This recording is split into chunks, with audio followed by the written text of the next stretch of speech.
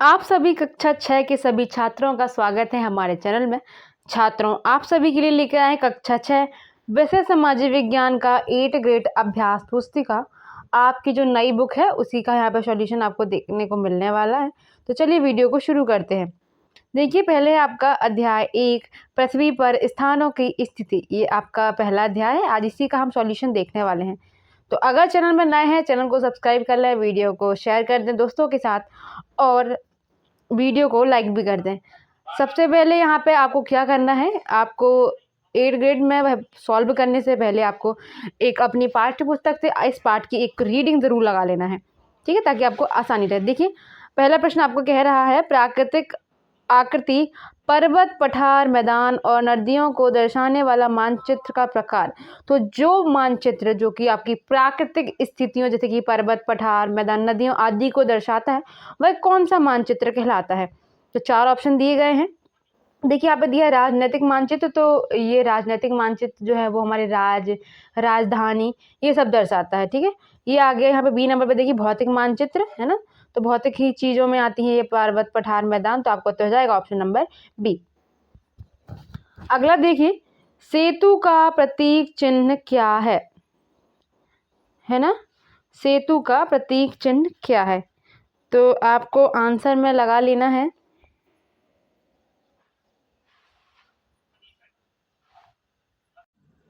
देखिए, सेतु का प्रतीक चिन्ह जो है वो रहेगा ऑप्शन नंबर सी। थर्ड देखिए, कई शताब्दियों पूर्व भारत की स्वयं की एक यामियोत्तर थी जो इस नगर के मध्य से गुजरती थी। तो ये जो भारत की यामियोत्तर थी वो थी जो गुजरती थी वह नगर का नाम है उज्जैनी। फिर देखिए, भारतीय मानक समय ग्रीनिश टाइम मीन टाइम पर स्थानीय समय से आगे होता है, तो यह 5 घंटे 30 मिनट ऑप्शन नंबर ए। तो आपका उत्तर जाएगा। प्रश्न 5वां देखेंगे, पृथ्वी अपनी धुरी पर एक चक्कर तो 24 घंटे में पूरा करती है। प्रश्न 6वां देखिए, रमा पूर्व दिशा में की ओर जाते समय अपनी बाईं ओर मुड़ जाती है, तो वह किस दिशा की ओर जा रही है।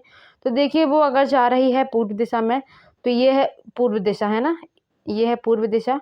फिर अगर वो बाईं ओर मुड़ रही है तो उसका बायां होगा ऊपर की ओर, तो ये कौन सी दिशा हो जाएगी, ये आपकी उत्तर दिशा हो जाएगी, यानी कि ऑप्शन नंबर सी। 7वां देखिए, मानचित्र का मुख्य घटक नहीं है, तो आरेख जो है वो मानचित्र का मुख्य घटक नहीं है, ऑप्शन नंबर बी। फिर देखिए, पृथ्वी को उत्तरी गोलार्ध तथा दक्षिणी गोलार्ध में विभाजित करने वाली रेखा, तो ये है ऑप्शन नंबर डी, भूमध्य रेखा। प्रश्न 9, भूमध्य रेखा के चारों ओर समानता होती है, तो उष्ण जलवायु। इसके बाद देखिए, ग्लोब पर किसी स्थान की स्थिति को दर्शाने के लिए आवश्यक है, तो अक्षांश और देशांतर रेखा। फिर देखिए, यहाँ पे आपको मिल जाता है रिक्त स्थान।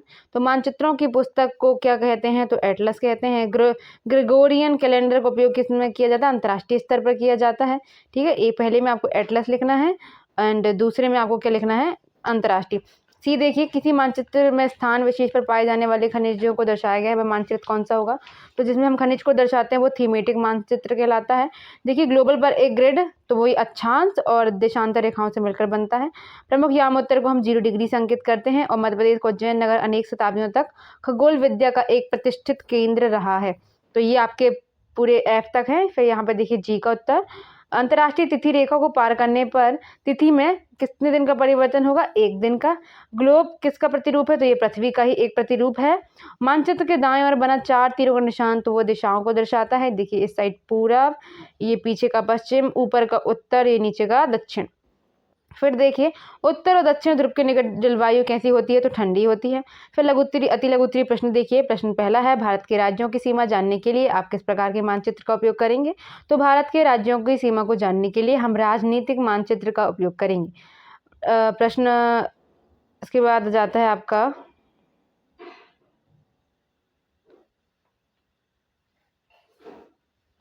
देखिए, चतुर्दिश में कौन कौन सी दिशाएं सम्मिलित हैं। तो चतुर्दिश में उत्तर, पूरब, दक्षिण तथा पश्चिम 4 दिशाओं को सम्मिलित किया जाता है। अगला प्रश्न देखिए, यदि एक टेबल लैंप के सामने ग्लोब को रखा जाए तो ग्लोब पर प्रकाशित भाग क्या स्पष्ट करता है। तो यदि एक टेबल लैंप के सामने ग्लोब को रखा जाए तो ग्लोब का वह भाग जो लैंप की रोशनी से प्रकाशित होगा उस भाग में दिन को दर्शाता है, जबकि दूसरा भाग जो प्रकाशित नहीं होता है वह रात को यहाँ पे क्या है, दर्शाता है। फिर देखिए, नाविकों द्वारा दिशाओं को जानने के लिए किस यंत्र का उपयोग किया जाता है। तो नाविकों द्वारा दिशाओं को जानने के लिए कंपास नामक यंत्र का उपयोग किया जाता है। कंपास एक उपकरण है जिसमें एक चुंबकीय सुई होती है जो हमेशा उत्तर दिशा की ओर इंगित करती है, जिससे नाविकों को दिशा का पता लगाने में मदद मिलती है। 8वां देखिए, पृथ्वी की किसी स्थान पर पता किन दिशाओं से रेखाओं से लगाया जाता है? तो पृथ्वी पर किसी स्थान का पता अक्षांश और देशांतर रेखाओं से लगाया जाता है। अक्षांश रेखाएं जो होती हैं पूर्व पश्चिम दिशा में खींची जाती हैं, और भूमध्य रेखाएं जो उत्तर या दक्षिण की ओर मापी जाती हैं। देशांतर रेखाएं उत्तर दक्षिण दिशा में खींची जाती हैं, और प्रधान मध्याह्न रेखा से पूर्व या पश्चिम की ओर मापी जाती हैं। देखिए, मानचित्र को और किस नाम से जाना जाता है? तो मानचित्र को और स्थलाकृति मानचित्र या टोपोग्राफिक मैप के रूप में भी जाना जाता है। 10वां देखिए, ग्लोब पर 10 देशांतर रेखाओं की कुल संख्या कितनी है? तो ग्लोब पर देशांतर रेखाओं की कुल संख्या 360 है। इसमें 180 पूर्व देशांतर और 180 पश्चिमी देशांतर हैं।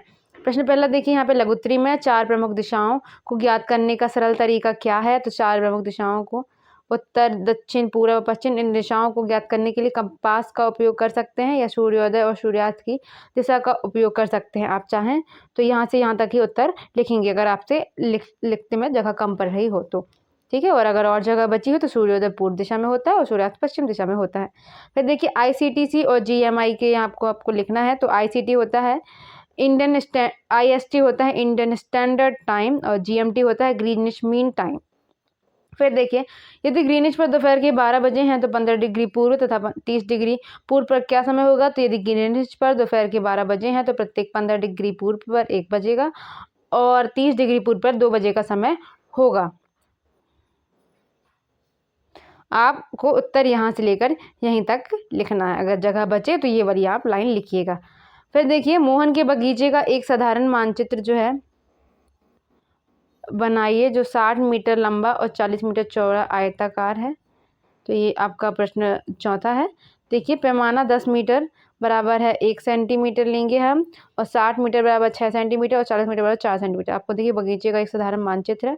तो जो बगीचे की लंबाई है वो 4 सेंटीमीटर है, और 4 सेंटीमीटर मतलब कि 40 मीटर है ना, क्योंकि हमने 1 सेंटीमीटर में 1 मीटर 10 मीटर को 1 सेंटीमीटर माना है। यानी कि यहाँ पे अगर, क्योंकि हम एक कॉपी में तो हम 10 मीटर की कॉपी हम लेके हम वहाँ पे खींच नहीं सकते हैं, तो हम इसी प्रकार से पैमाने मान लेते हैं। तो 10 मीटर के लिए हमने क्या माना? 1 सेंटीमीटर। तो यहाँ पे 4 सेंटीमीटर मतलब उसके बगीचे की जो लंबाई है वो 40 मीटर यानी कि 4 सेंटीमीटर, और चौड़ाई जो है वो 6 सेंटीमीटर यानी कि 60 मीटर है। फिर देखिए, अंतर्राष्ट्रीय तिथि रेखा से क्या आशय है? तो ये ग्रीनिच पर स्थित मुख्य याम्योत्तर, जिसके विपरीत की रेखा लगभग 180 अंश देशांतर पर है, उसे अंतर्राष्ट्रीय तिथि रेखा कहा जाता है। वराह मिहिर कौन थे? इनका संबंध देश किस क्षेत्र से था? तो देखिए, वराह मिहिर एक प्राचीन भारतीय खगोल शास्त्री, गणितज्ञ और ज्योतिषी थे, जो 6ठी शताब्दी ईस्वी में रहते थे। उनका जन्म उज्जैन में हुआ था, जो भारत के मध्य प्रदेश राज्य में है। उन्होंने खगोल विज्ञान, गणित और ज्योतिषी में महत्वपूर्ण योगदान दिया था। फिर देखिए, मानचित्र का उपयोग किए जाने वाले प्रतीक चिन्हों के रूट चिन्ह बनाइए। तो देखिए, वृक्ष को इस प्रकार से, ठीक है, पुलिस स्टेशन को PS लिख के, तालाब को इस प्रकार से, और पक्की सड़क कुछ इस प्रकार से। फिर देखिए, मानचित्र के प्रमुख घटकों के नाम लिखकर समझाइए। तो मानचित्र के 3 प्रमुख घटक हैं: दूरी, दिशा और प्रतीक। दूरी, मानचित्र पर 2 स्थानों के बीच की दूरी को दर्शाने के लिए दूरी का उपयोग किया जाता है। दिशा, मानचित्र पर दिशा का उपयोग स्थानों की सापेक्ष स्थिति को दर्शाने के लिए किया जाता है। प्रतीक, मानचित्र पर विभिन्न दस्तों को दर्शाने के लिए प्रतीकों का उपयोग किया जाता है। फिर देखिए, मानचित्र व रेखा चित्र में अंतर स्पष्ट करना है। तो मानचित्र एक सटीक माप और पैमाने के साथ प्रतिनिधित्व होता है, जबकि रेखा चित्र एक आलेखन है जो पैमाने पर आधारित न होकर याददाश्त और स्थानीय परीक्षण पर आधारित होता है। दूसरा, मानचित्र में दिशा, दूरी और प्रतीकों का उपयोग किया जाता है, जबकि रेखा चित्रों का उपयोग कलात्मक उद्देश्यों के लिए भी किया जाता है। 10वां देखिए, भारत के मानचित्र में मध्य प्रदेश तथा उसके पड़ोसी राज्यों को आपको नाम सहित बताना है। तो ये देखिए, मध्य प्रदेश है, यहाँ पे आपको उत्तर प्रदेश, राजस्थान, गुजरात, महाराष्ट्र और यहाँ पे आ जाएगा आपका छत्तीसगढ़। उसके बाद देखिए, अगला, लघु नगर के चित्र को देखकर नीचे दिए गए प्रश्नों के उत्तर देखिए।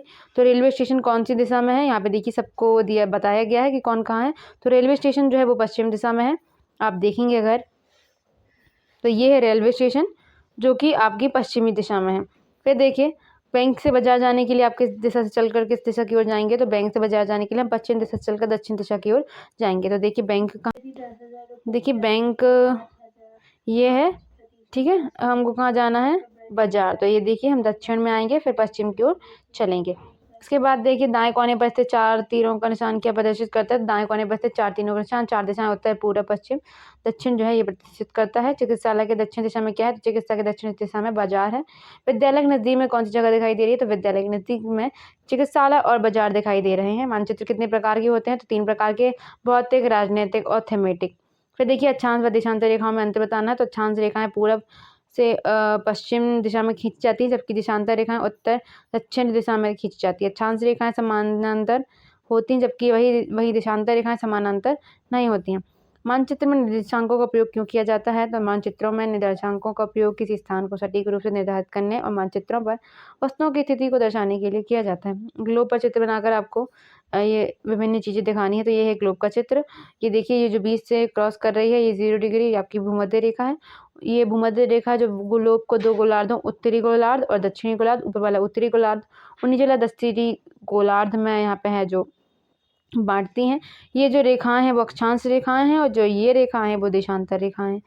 ठीक है, इस प्रकार से हमने सारी चीज़ें दर्शा दी हैं। वीडियो पसंद आई तो वीडियो को लाइक, चैनल को सब्सक्राइब और दोस्तों के साथ शेयर करें।